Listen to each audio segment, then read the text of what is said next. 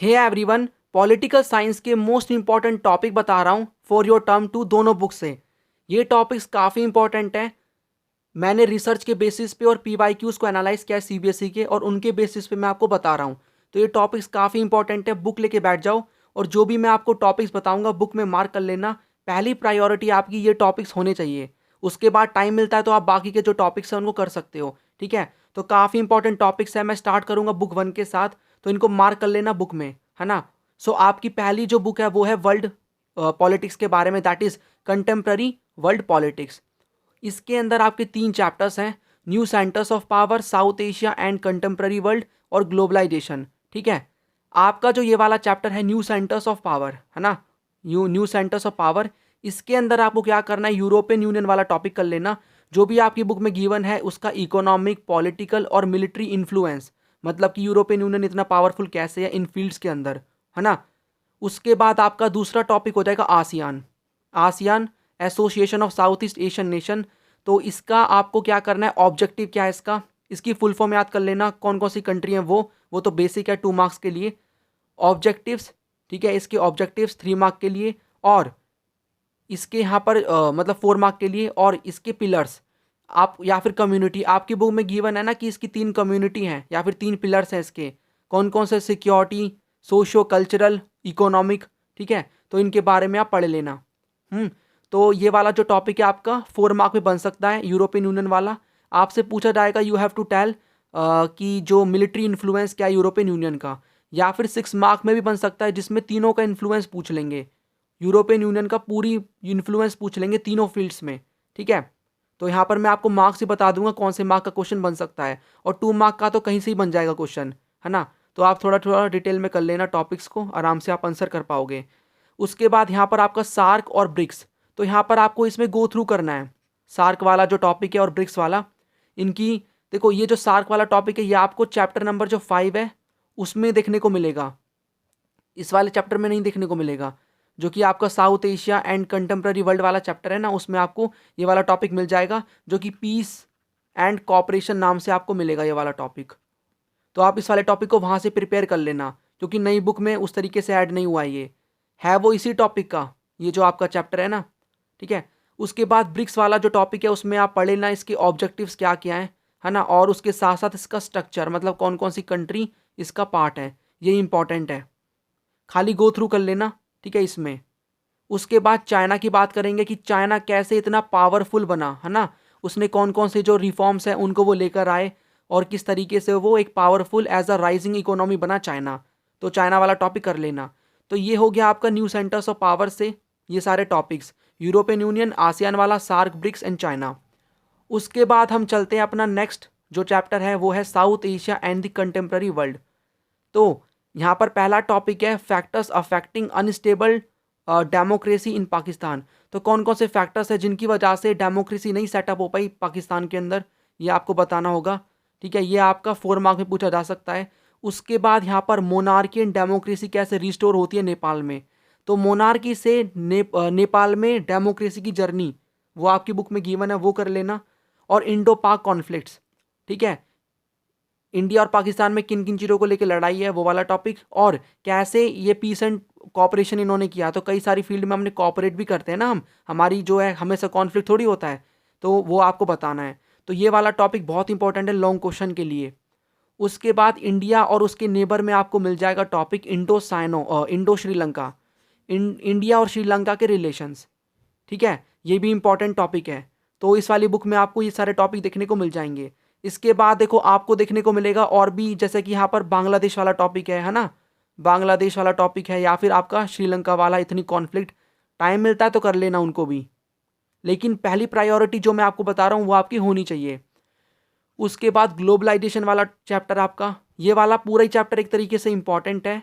Globalisation की definition, कौन कौन से कॉजेज हैं, कौन कौन से कॉन्सिक्वेंसेज हैं, कॉन्सिक्वेंसेज कौन कौन से, पॉलिटिकल, इकोनॉमिक, हाँ, इकोनॉमिक, पॉलिटिकल और कल्चरल। तो आपको बताना है पॉलिटिकल, इकोनॉमिक, कल्चरल कॉन्सिक्वेंसेस क्या हैं ग्लोबलाइजेशन के। ठीक है, उसके बाद यहाँ पर India and resistance to globalisation. तो India and resistance to globalisation last में आपको टॉपिक मिल जाएगा। ये वाला मैं कह रहा हूँ काफ़ी इंपॉर्टेंट है, कॉन्सिक्वेंसेस, ये 6 मार्क की फॉर्म में पूछा जा सकता है आपसे। तो इस वाली बुक से ये सभी टॉपिक्स थे, कर लेना इनको। अब चलते हैं अपनी बुक 2 की तरफ, जो कि है politics in India since independence. ठीक है, इसमें है आपका parties and party system of India, democratic resurgence, Indian politics trends and development.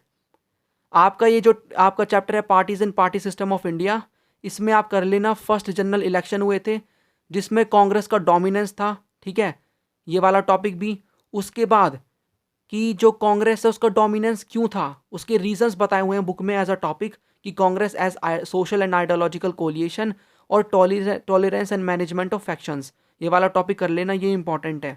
उसके बाद ये वाली जो आपकी, उसके बाद आपको एक 2-3 चैप्टर बाद आपको एक चैप्टर मिलेगा जिसमें आपको बता रखा है स्प्लिट ऑफ दी कांग्रेस के बारे में, जो कि आपका आई थिंक इमरजेंसी से पहला वाला चैप्टर है ना, कि स्प्लिट कैसे हो जाता है कांग्रेस में, ये वाला टॉपिक इसमें ही ऐड कर दिया गया है, तो ये वाला आप कर लेना। और एबोलिशन ऑफ प्राइवी पर्स आपको उस वाले चैप्टर में ये वाला मिल जाएगा जिसमें स्प्लिट वाला मिलेगा। तो कांग्रेस पार्टी में स्प्लिट हुआ, Congress O and Congress R, वो वाला टॉपिक। और एबोलिशन ऑफ प्राइवी पर्स, जो कि आपको येलो बॉक्स में एक टॉपिक मिल जाएगा, वो वाला पॉइंट कर लेना।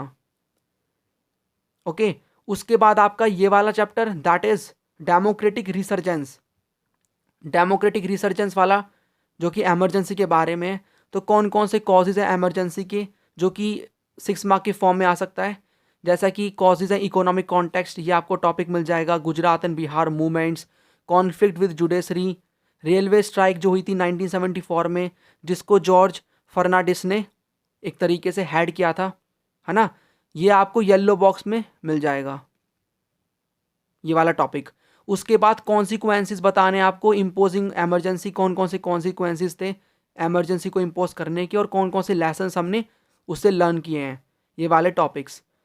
उसके बाद आपका last chapter that is Indian politics trends and development, इस बुक का लास्ट टॉपिक है और लास्ट चैप्टर भी है। इसमें जो कि 1990s में जो भी डेवलपमेंट्स हो रही थी ना हमारी पॉलिटिक्स में, कि जैसा कि मंडल कमीशन का आना, या फिर अयोध्या डिस्प्यूट, राजीव गांधी का असैसिनेशन, ये वाला टॉपिक आप कर लेना। हाँ, उसके बाद सेकंड है हमारा यहाँ पर मंडल कमीशन वाला, ये आपको मिल जाएगा बुक में, political rise of the other backward classes, Mandal commission. Mandal commission का मैं बोलूँगा जो बॉक्स है ना येलो कलर में, उसको पूरा पढ़ के जाना, क्या मंडल कमीशन था, क्या उसकी रिकमेंडेशन थी, कौन चेयरपर्सन थे। चलो बताना मुझे कौन चेयरपर्सन थे इसके मंडल कमीशन की, मैं देखता हूँ किस किस को याद है, कमेंट में ज़रूर बताना। ठीक है, उसके बाद लास्ट टॉपिक है कि emergence of a new consensus, मतलब जो ग्रोइंग कंसेंसस डेवलप हुआ सभी पॉलिटिकल पार्टीज़ के अंदर। ठीक है, ये सभी टॉपिक्स थे। आई होप आप इन टॉपिक्स पे कमांड रखोगे, अपनी करके जाओगे, पहली प्रायोरिटी इनको देना। काफ़ी मतलब आपके पास टाइम है अभी इसके लिए, पॉलिटिकल साइंस के लिए, बट उस टाइम को अच्छे से यूटिलाइज करना और अपना पूरा टाइम टेबल डिवाइड करके इन टॉपिक्स को ज़रूर प्रिपेयर करना। और भी मैं कई सारी वीडियोस अपलोड करूँगा, इसके लिए चैनल को सब्सक्राइब करके बेल आइकन आप ऑन कर सकते हो। ठीक है, अब यहाँ पर जिसको मेरा पेड स्टडी मटेरियल परचेस करना है वो ले सकता है, ये सारी इन्फॉर्मेशन आपके सामने है। सभी चैप्टर्स के आपको नोट्स मिल जाएंगे, प्रिंटेबल शॉर्ट नोट्स, इन सभी के आपको क्वेश्चन मिल जाएंगे। ठीक है, और आंसर भी मिल जाएंगे, और मैप क्वेश्चन विद आंसर्स, और 5 सॉल्व सैम्पल क्वेश्चन पेपर। इसका प्राइस 99 है, काफ़ी बच्चे ले चुके हैं। अगर आपको नीड है तो आप ले सकते हो पॉलिटिकल साइंस का भी मटेरियल, राइट। और एक चीज़ यहाँ पर मैं आपको बता दूँ कि आपको जो भी मेरी शॉर्ट वीडियोज़ हैं, शॉर्ट वीडियोज़ जिसके अंदर मैंने सभी आपके इंपॉर्टेंट मैप क्वेश्चंस को कवर किया है, 6 मार्क के 4 मार्क के, ठीक है, 4 मार्क के और 2 मार्क के इंपॉर्टेंट क्वेश्चन को कवर किया है, तो उसकी मैं कंप्लीट प्लेलिस्ट पूरी वीडियोस बन चुकी है, मैं आपको नीचे डिस्क्रिप्शन बॉक्स में प्रोवाइड कर दूंगा, वहाँ से इनको ज़रूर पढ़ना। काफ़ी इंपॉर्टेंट ये वीडियोज़ हैं आपके लिए, शॉर्ट वीडियोज़ हैं, ज़्यादा टाइम भी नहीं जाएगा। ठीक है, ये थी वीडियो जिसके अंदर मैंने आपको इंपॉर्टेंट टॉपिक्स बता दिए दोनों बुक से। आई होप आपको चीज़ें समझ में आई होंगी। एक वीडियो को लाइक कर देना, एंड मिलते हैं नेक्स्ट वीडियो में, तब तक पढ़ते रहिए। Thanks for watching this video, and as always God bless you all.